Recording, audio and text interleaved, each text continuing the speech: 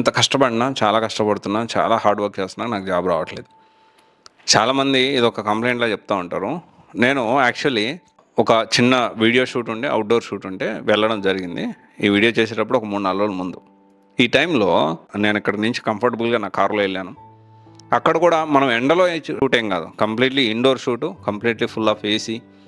అంటే మొత్తం కంఫర్టబుల్‌గా ఉంది. బట్ స్టిల్ ఆ జర్నీ ఎళ్లి రావడము అండ్ మధ్యలో కొంచెం ఎండ తగిలింది. సో, దీనివల్ల కంప్లీట్‌లీ ఈవినింగ్ వచ్చేసరికి ట్రైన్ అయిపోయాను. ఆల్మోస్ట్ 200 కిలోమీటర్స్ ట్రావెల్ చేశాను నేను సేమ్ డే. అంటే మార్నింగ్ ఒక 100, ఈవినింగ్ ఒక 100 కిలోమీటర్స్ ట్రావెల్ చేశాను. At the same time, same day రోజు ఆ ఎండ ఎంతలా ఉందంటే, మనం ఇప్పుడు చూసాం కదా, చాలా ఎండగా ఉంది కదా! ఇప్పుడు చాలా ఎక్కువ ఎండలున్నాయి. And at the same time సాయంత్రం వచ్చినాక చాలా అలసిపోయాను. అలసిపోయిన తర్వాత అరే! ఎంత కష్టమా?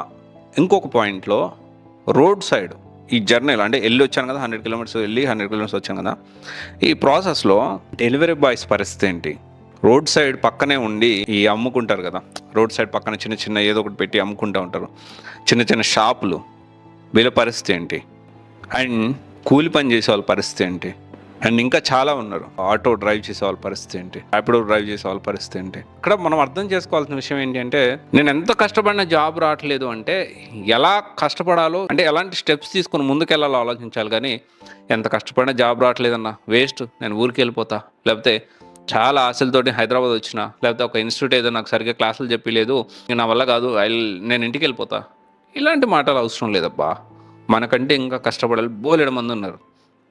ఇప్పుడు నేనే అనుకుంటే, ఇప్పుడు నేను నా గురించి చెప్పాను.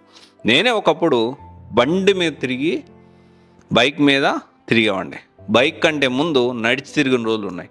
దానికంటే ముందు ఒక్క పూట తిని బతికిన రోజులు కూడా ఉన్నాయి. ఒక్క రోజులో ఒక్క పూటే తిని, ఎప్పుడు బాగా ఆకలేస్తే అప్పుడు బాగా అప్పుడు తిని రోజుకి ₹30 నేను ఖర్చు పెట్టగలుగుతా. బెంగళూరులో ఉన్నాం 2015 ఆ టైంలో.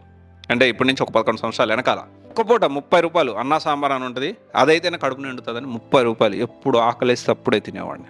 నాలాగా ఇంకా కష్టపడాలి చాలామంది ఉండుండొచ్చు. నాకంటే ఇంకా ఎక్కువ కష్టపడాలి కూడా ఉండుండొచ్చు, కాదనట్లేదు. కానీ గుర్తుపెట్టుకోవాల్సిన విషయం ఏంటంటే, గివప్ చేయకూడదు.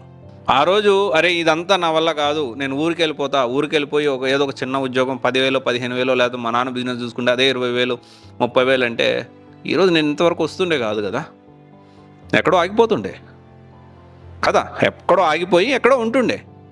ఈరోజు నా పేరు ఎవరికి తెలియకపోవచ్చు కానీ సివైసి అంటే నన్ను గుర్తుపడతారు. ఎక్కడికి వెళ్ళినా నన్ను గుర్తుపడతారు. నేను ఇది గొప్పలా చెప్పట్లా, నేను ఏదో సాధించానని చెప్పట్లా. నేను ఇలా సాధించాను అని మీకు హ్యాపీనెస్ మీతో షేర్ చేసుకోవడానికి చెప్తున్నా. నా పేరు చాలామందికి తెలియదు, ఇప్పటికి కూడా సివైసి అని మాత్రమే తెలుసు. ఎప్పుడన్నా బయటికి వెళ్ళినా, ఎక్కడన్నా ప్లేసెస్కి వెళ్ళినా కానీ సివైసి సివైసి సివైసి అంటారే కానీ నా పేరు తెలియదు. I'm very happy. అలాంటి పేరు నేను తెచ్చుకోగలిగా. కష్టపడాలి. ఎంత కష్టపడాలి అంటే, ఇక డౌన్ ద లైన్ వచ్చే 3 సంవత్సరాలు వెనక్కి తిరిగి చూసుకుంటే ఏం వెళ్ళాడు రావాడు అనేటట్లు ఉండాలి. కానీ ఒక పని మొదలుపెట్టి మధ్యలో గివప్ ఎందుకు ఇస్తారు మీరు? ఎలాంటి సిచ్యువేషన్ అయినా లైఫ్లో మూవ్ ఆన్ అవ్వాలి. This is very important. ఓకేనా? ఒకసారి ఆలోచించండి. Thank you. దిస్ ఈజ్ రా సైనింగ్ ఆఫ్.